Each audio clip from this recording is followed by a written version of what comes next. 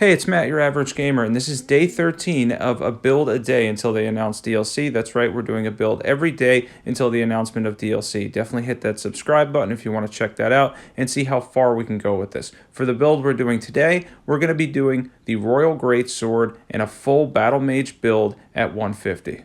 Now, you get the Royal Greatsword from Blide's questline or from Ronnie's questline, and at the end, you have to kill him, unfortunately. So I know spoilers there, but that's where you get the drop from. It's a combination of their questline. I believe you only actually have to do Ronnie's, though, in the end, and then obviously at the end, he'll go crazy and he'll be outside Ronnie's Rise, where you can kill him and get the Greatsword, and that's the only way to get this weapon. It has a unique weapon art. It's basically Lion's Claw, but it procs frost. The weapon itself does not have any innate frost on it, unfortunately, but the weapon art itself procs decently. It's really powerful, it does a lot of damage, and we're able to buff it a little bit too to do even more. This is one of the characters that is at 150 for the purpose of YouTube. For those that don't know, I'm on Xbox Series S. Hopefully, eventually I can upgrade to the Series X down the line. I think that would help me to get some 4K videos. But in the meantime, I have 3 characters that stay at 150 for the purpose of YouTube. This is one of them, and I just wanted to show that we're headed into Journey 5.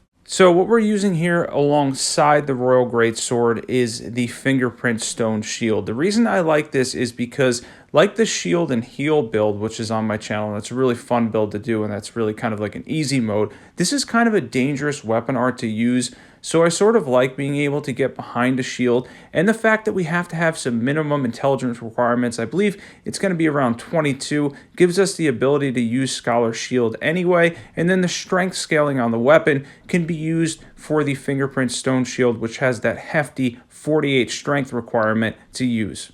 So obviously everything we're using is really weighty too. We're going to go over stats and equipment later, but I do want to mention that we are using the Great Jar's Arsenal, and we do have 40 endurance.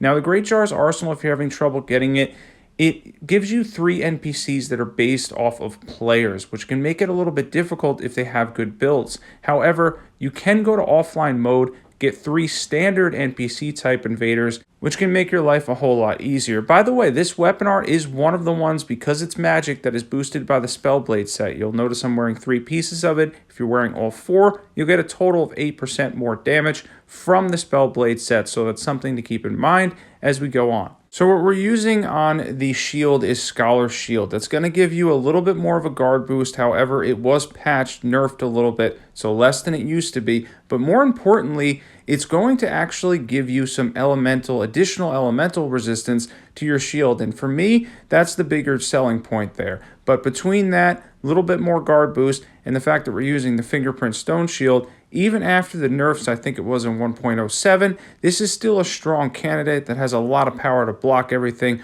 with Scholar Shield on it. And then obviously we can use the Ash of War at will to proc frost and do significant amounts of damage.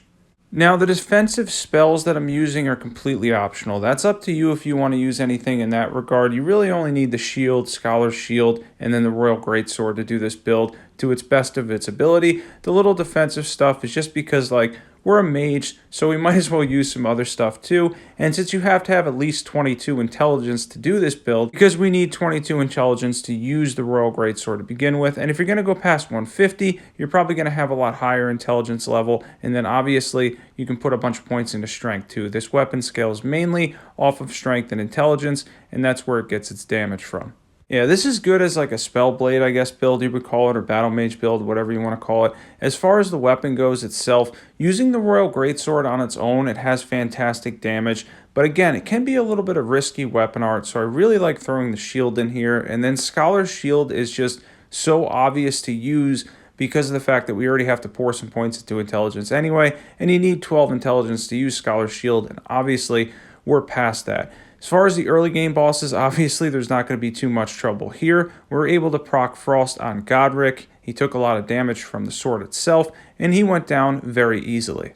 One thing to note real quick about this build is the Royal Greatsword is very, very good, but if it had innate frost, it would be even better. I wouldn't even say that it was necessarily OP, but it really would be nice if this weapon had innate frost on it, because the weapon art itself does proc pretty well, but you have to land a lot and be consistent with it. I don't know the exact proc on the weapon art. I do know that you can get it to proc usually off of 2 or 3 weapon arts, but yeah, the fact that it doesn't have innate frost, little bit disappointment there. I know some people might think it's overpowered, but there's a ton of overpowered stuff in Elden Ring to begin with, so the fact that it doesn't have anything innate on it is a little bit of a disappointment. Still, with that said, it does have high AR, and it's going to still proc on the weapon art if you land it consistently. And yes, given its high damage, this thing absolutely slaps, but it was just a note there that I wanted to make. It's something that, if it had innate frost, then I think it'd probably be one of my favorite weapons in the entire game of Elden Ring, because it's a ton of fun to use with the weapon art, but having the fact that just a regular hit is a regular hit, obviously there's some Ashes of War and other things in the game, they're going to make better use of strength weapons.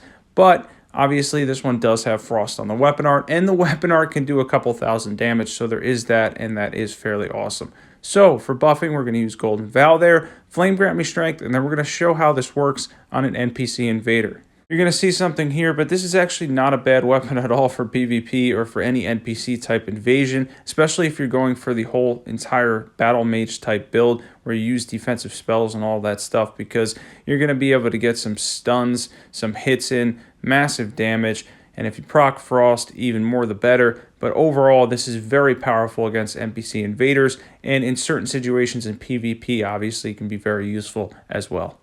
So for this setup, we have the Royal Greatsword plus 10, the Demi Human Staff plus 25, the Fingerprint Stone Shield plus 25, any seal will do. We have the Spellblade set on for the boost aside from the hat, Shard of Alexander, Ritual Swords Talisman, Great Jar's Arsenal, Dragoncrest Great Shield Talisman, and then we have the Magic tier and the Faith tier as well, so we can do some buffs like Golden Vow.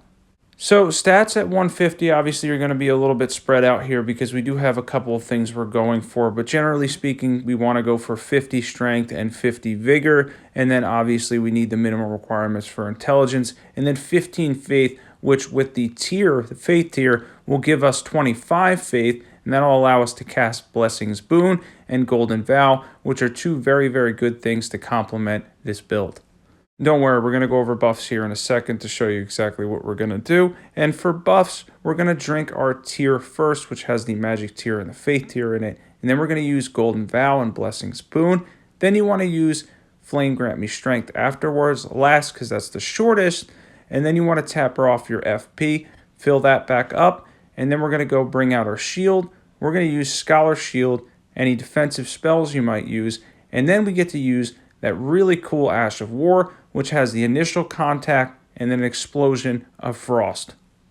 By the way, the Spellblade set, just to confirm this with you guys, will boost any magic Ash of War. I tested it with and without. It does more damage with the entire set, so that's something to keep in mind. If you're using anything, even like Death's Poker and whatnot, you will get more damage from the Spellblade set. Unfortunately, though, Spellblade set, not the best looking, and doesn't really give you great armor, but that extra 8% in total damage is a pretty nice thing to have.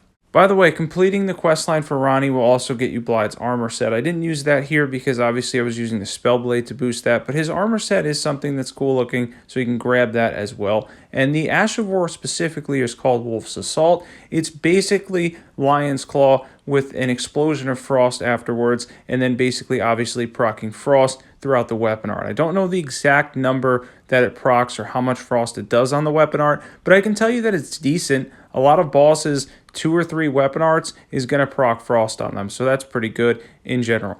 You can also block a lot of other things that you normally wouldn't be able to block with the Fingerprint Shield and the Scholar Shield on it. You'll notice here, as well as you can see in this video here, as far as the Magmorum goes, certain attacks he has, like the stutter you'll get on the ground from standing in the lava, or some of the bigger hits as we get close here, and you can see the knockback. It's able to block us, and we don't even lose much stamina at all. It really didn't take much stamina off at all, and it makes it very easy to get in a battle using a build like this, especially against slower, harder hitting bosses, because they're not really going to ever break you. If somebody's really consistent, they might be able to stamina break you since the nerfs on the Fingerprint Stone Shield, but normally a lot of bosses, most bosses in the game, and particularly slower ones, aren't going to be able to guard break you. So for those worrying about the nerf, I wouldn't worry too much about it because it's still overpowered. It's just not as ridiculous as it once was. It's something where now you can get guard broken Eventually. Before you couldn't get guard broken at all. Now you can get guard broken maybe eventually sometime. So it's still really powerful. It's just not as powerful as it once was. And it was honestly, in the end, it was a fair nerf, to be honest. Just said honest like 3 times. But anyway, if you're not subbed, definitely sub to this channel if you love overpowered PvE builds. If you want to see how far we can go with this was day 13. This was absolutely awesome. Be sure to check out all the cool builds that are on my channel. Thanks for watching, everybody, and I'll catch you guys there.